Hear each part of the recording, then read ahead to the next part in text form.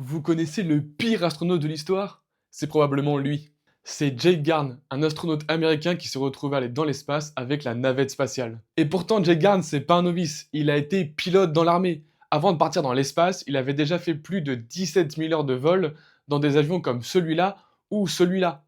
Et puis il est devenu sénateur de l'Utah. Mais alors pourquoi la NASA a choisi un sénateur de 53 ans pour aller dans l'espace? Eh ben la NASA n'a pas vraiment eu le choix. Jake Garn a insisté pendant 3 ans pour avoir son billet pour aller dans l'espace. Son excuse, elle était toute trouvée. En tant que sénateur, je dois vérifier que l'argent des contribuables est bien utilisé. Surtout si ça veut dire aller dans l'espace pour vérifier que la navette spatiale fonctionne bien. C'est pas une blague. Après 3 ans, il obtient gain de cause. Mais c'est là que ça devient drôle. En 1985, Jake Garn décolle avec la navette Discovery.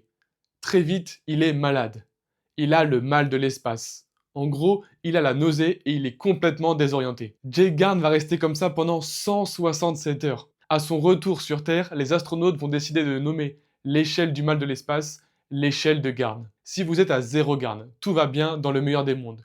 Mais si vous atteignez 1 Garn, vous êtes comme le sénateur, pas capable de faire grand chose. Depuis, personne n'a atteint 1 Garn. La plupart des astronautes ne dépassent même pas 0,1 Garn. Au final, la NASA était plutôt contente de l'expérience. Elle a montré qu'on ne peut pas s'improviser astronaute.